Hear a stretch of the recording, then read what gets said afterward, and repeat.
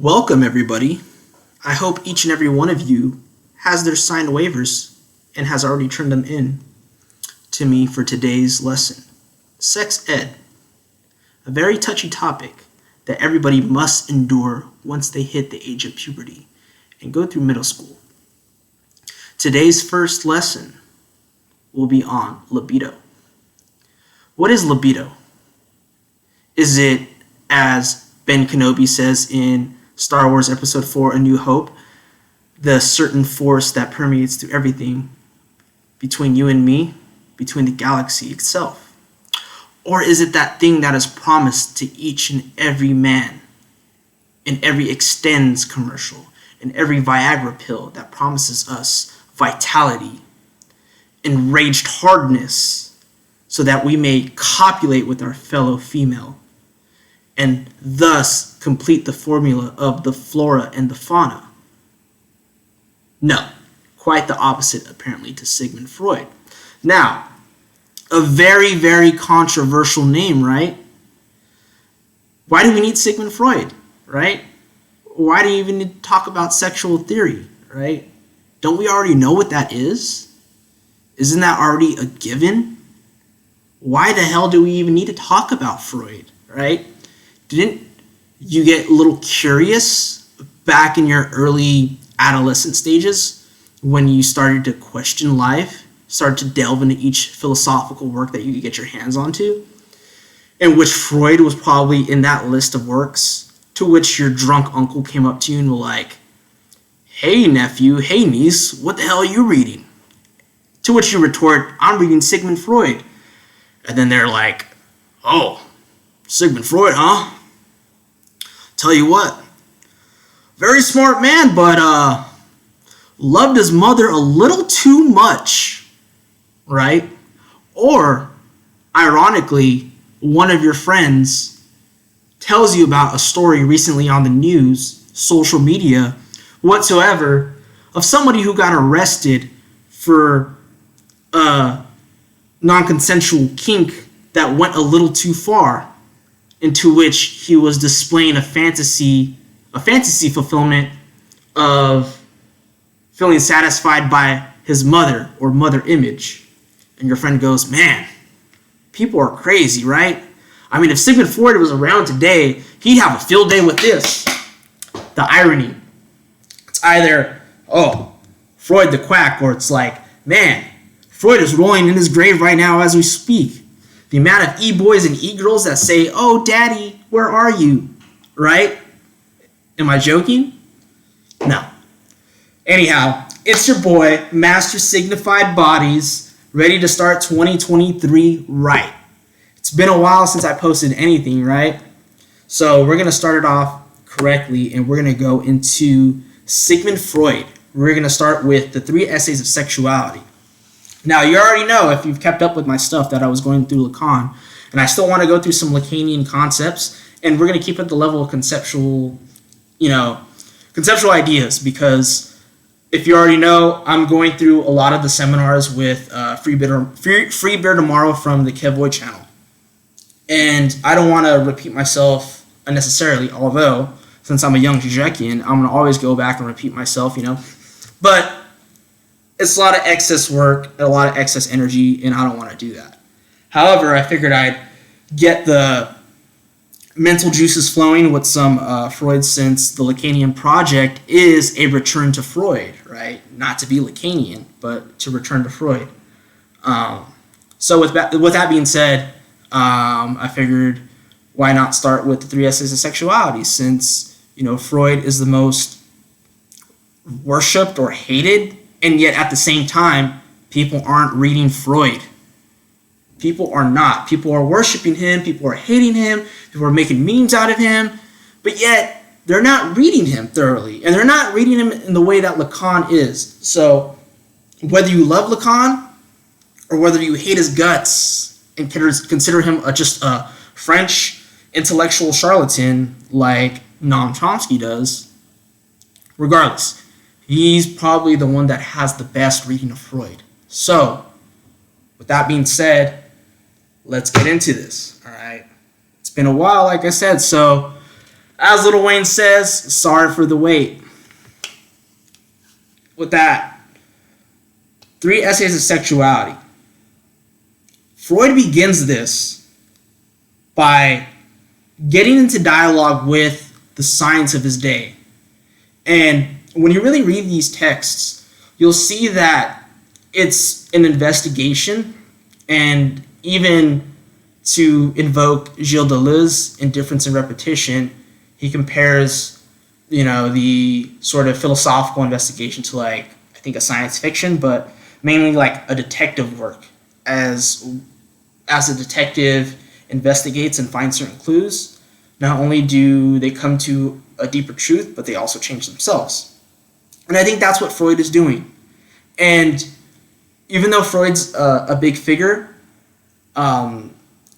intellectually within psychoanalysis and philosophy, he doesn't necessarily have a magnum opus. It's like each essay, each text that he published, he's always dealing with a different problem. And the majority of the terms are never really transferred forward, or if they are, he never really elaborates them further. He's always going through a certain different, scientific, psychoanalytic problem. And so for this one, we get into the concept of libido. He talks about how biologists assume the existence of sexual drives when they talk about sexuality, right? And I guess you could say sexual aims. Freud says that we should compare sexual drive, if anything, to hunger, since there's really nothing else that we can compare sexual drives to. And notice how he says sexual drives. Now, the 2 different versions that I'm working with, I got the one that's translated by Strachey, which, if we know Strachey, he's the one that kind of messed with a lot of the translation and translated Trieb, the German word for drive, or also known as pulsion, into instinct. But we know, as good Freudian Lacanians, that Freud himself had a separate term, a German term for instinct, and it's just instinct, but with a K. I like this Penguin Putnam version, which is actually called The Psychology of Love, which has multiple different essays. It's got fragments on Dora, and then, of course, the 3 essays of sexuality, along with other essays on sexuality as well, besides the 3, iconical essays. But this one right here actually uses the term drive, which I find beneficial, not to mention that the way that it's sectioned off is very legible and easier to read compared to the print in the one translated by Strachey. So, sexual drives are analogous to hunger, right? And Freud says that science, in sort of developing the notion of sexual instincts or sexual drives, labels it as libido. So that's what libido is, right? A drive towards what? Towards sexual union. And in this immanent critique and immanent even investigation in the first essay, he notices that, so the common assumption is that sexual drives or sexual instinct is aimed at an object, which is union. Just like in animals, the male aims at union with the female animal to propagate the species for survival. But we realize that this is not the case for humans. And of course, this is what he's getting at. We know that we just don't seek sexual satisfaction, for the sake of the propagation of the species. Now, one thing I want to note is that he's talking about libido and its aim, but he's not talking about a sexual practice. He's not talking about intercourse.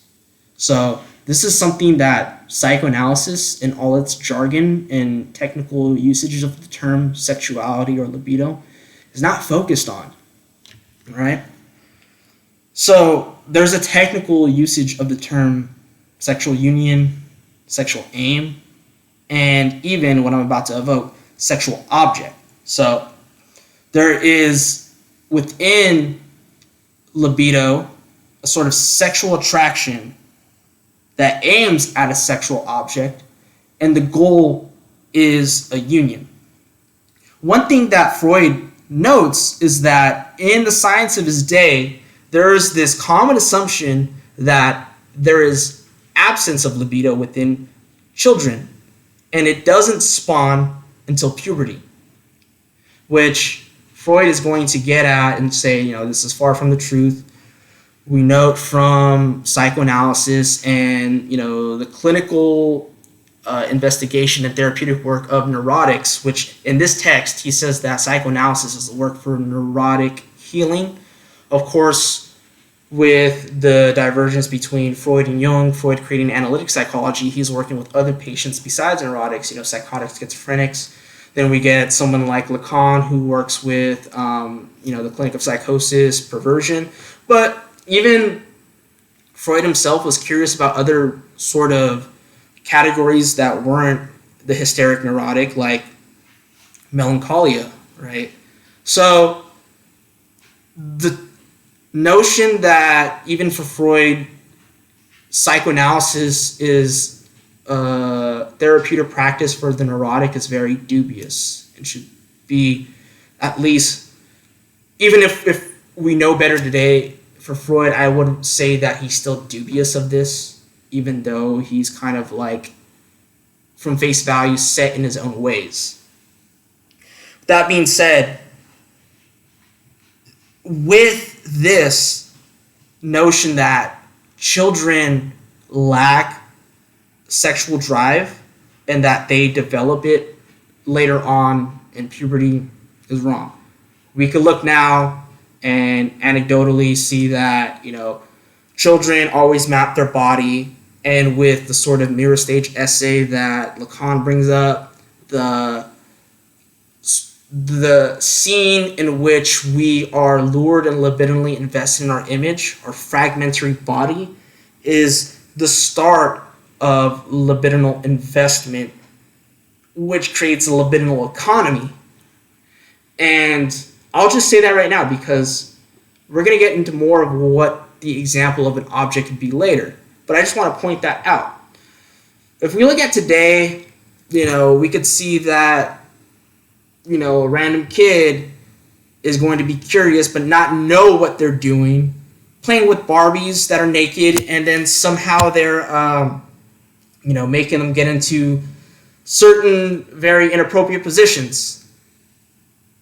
Even though they don't know, this is the example of libido mapping itself.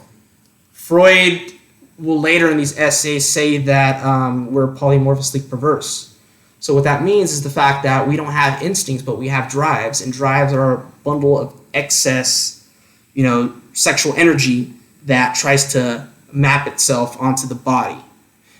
In a Lacanian sense, when we look at the three registers, we see that when we're admitted into the symbolic world, castration occurs, and so libido maps itself on the sort of phallus or genital love, right? Which is something that isn't necessarily the case, but contingently will happen. Even Lacan will say that genital love in a moralistic sense from like Michael Ballant is sort of dubious.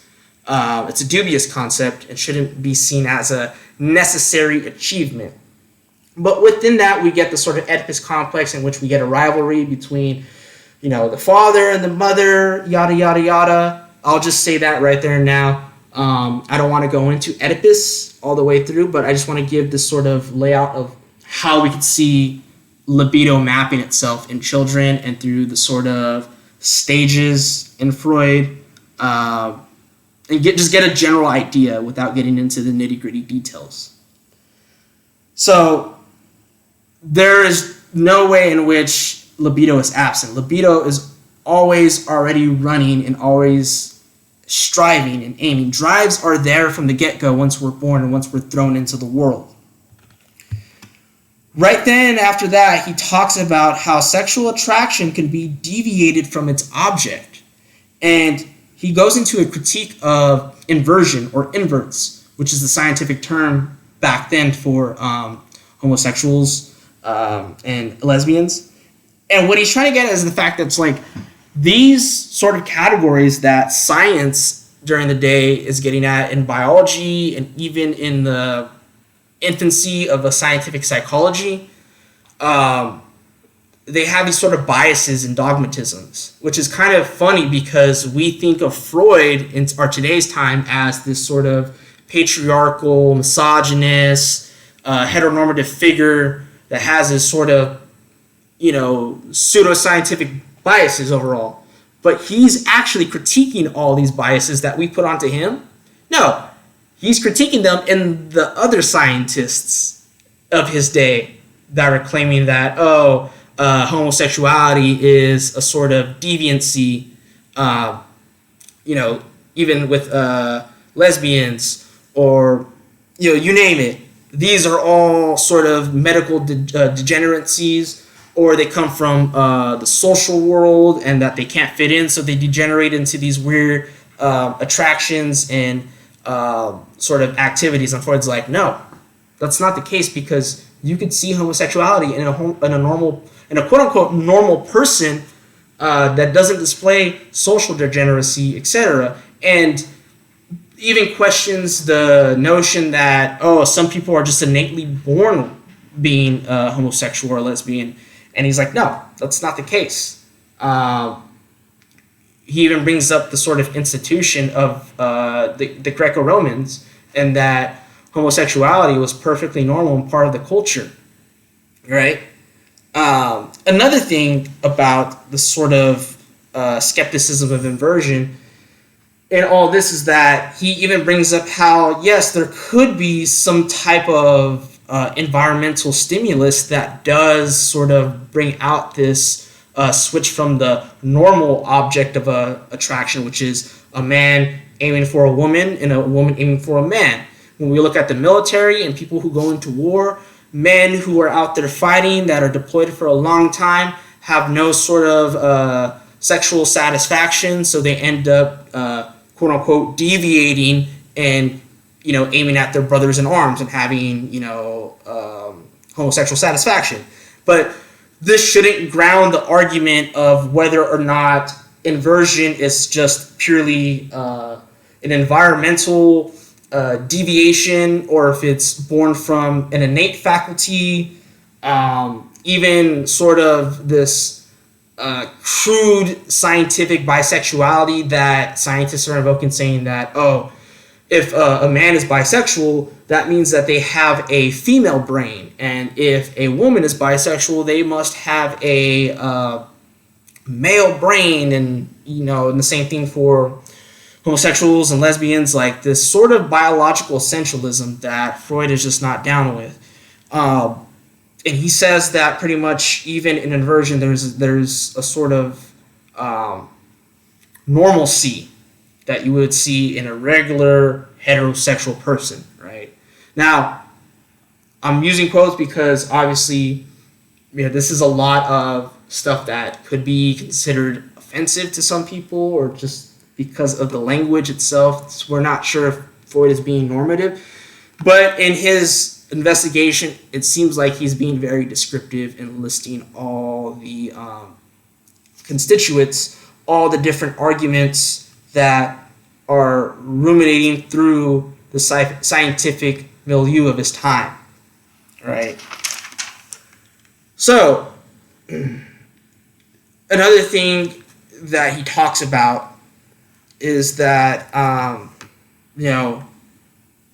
there's a certain nervous degeneracy that also is being observed. And with that being said, you can see like brain neurons or anything in the nervous system that is just not like sustaining within sort of longevity. Again, it deteriorates. And so scientists are like, we can locate homosexuality, etc. This is like, no, you're capping. Just straight cap, right? What he notes is that within the realm of psychoanalysis, and in the clinic of neurosis and hysteria, that there's a certain catharsis and cathexis, which means, one, libidinal investment and desire in being in the clinic and being in free association, and also a release of energy and tension, right? We could think of this in his early, or this is actually his more middle area, this middle area of Freud, middle work, as like, a release of the pleasure principle. He has not yet come up with the death drive. The death drive doesn't come up until 1920. So he's still working in the confines of the reality principle and the pleasure principle. And yet, one thing that I will foreshadow that Lacan says is that when we read the 3 essays in and of themselves, they're incomplete. The final sexual object of attraction is narcissism, in which it is the image of one's body that is the lost and object to be sought for. Again, when we look at Lacan, this is the groundworks for the mirror stage, primary narcissism, and the first constitutive alienation. But then when we get into sort of the deeper details of Lacan, if we're beings that are alienated by language, then as soon as we're born, it's not just the mirror stage that alienates us, it's language. So then we have alienation and separation. We have an alienation from the image of our body that we're, misrecognizing. But then twofold, we then are separated from that enjoyment, and we enter into the symbolic order in which castration takes place. And now we're cut off, and so we're working with a sort of ideal ego, the image of ourselves that we wish to strive to maintain, and then ego ideal, the image that we project on and try to replicate and anticipate in the future, in which we want to see ourselves in the eyes of the other, and we want the others to recognize us, right? I talked about this in my other series. I talked about this in the Kevoy series. But I'll leave it at that, right? So we're only working with the sort of reality and pleasure principle.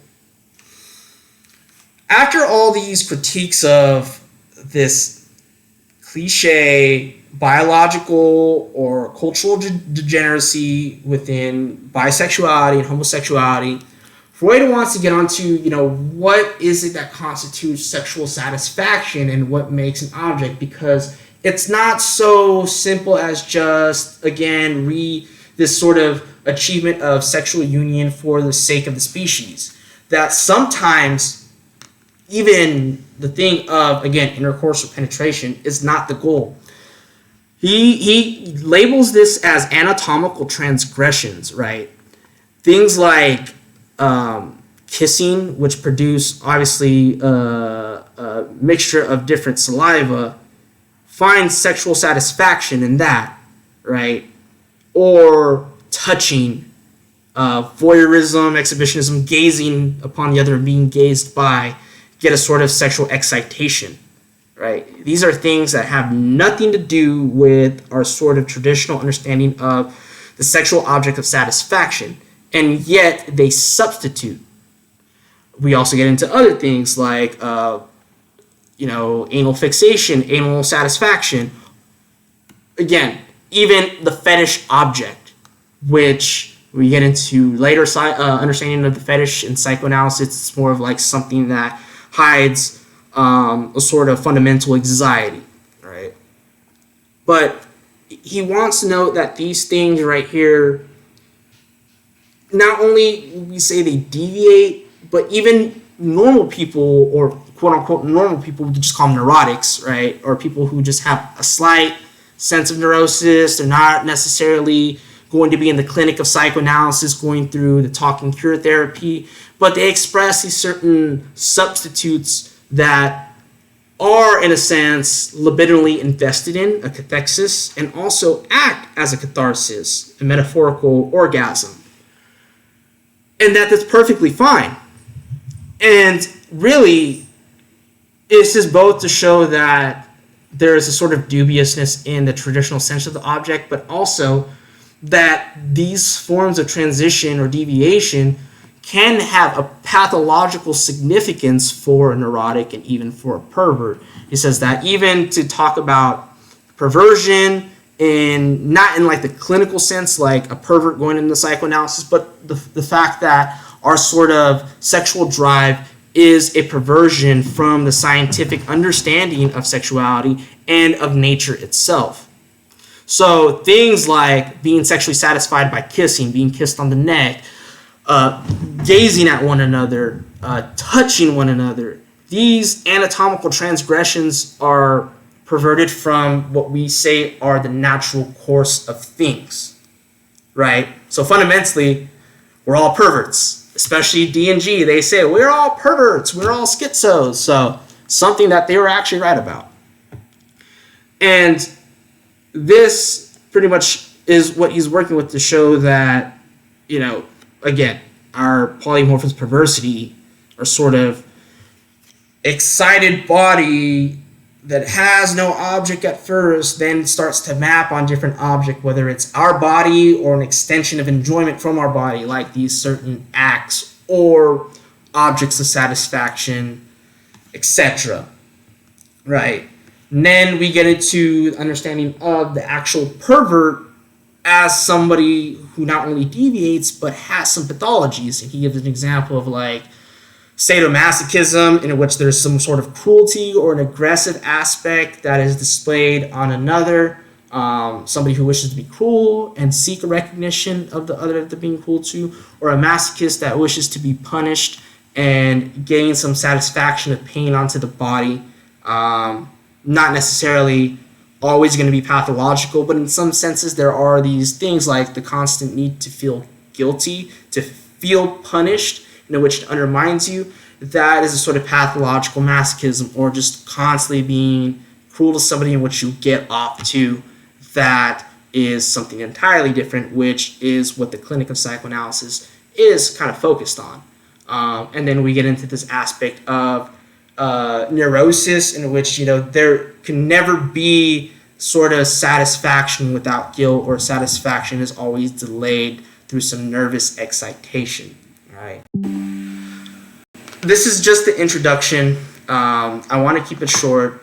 It was a lot.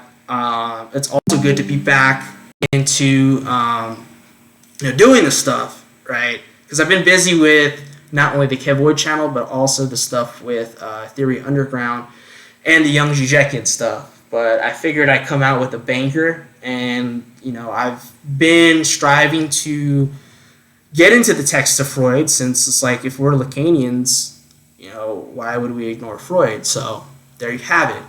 A lot of stuff. I hope you like it. I'm definitely going to go into more detail in the next episode, which will be sort of a review of the first, and then going over chapter 2 or essay 2 of the 3 essays of sexuality. If there was anything that needs more elaboration, anything that I talked about but seemed like I didn't really define, drop it in the comments. If there was something that you feel like I stated incorrectly or defined incorrectly, especially if any of you have more intimacy with this text, please leave a respectful comment and I'll get to it as soon as possible. Thank you so much. It is your boy, Master Signified Bodies. Have a good day and enjoy y'all's symptom. Bye-bye.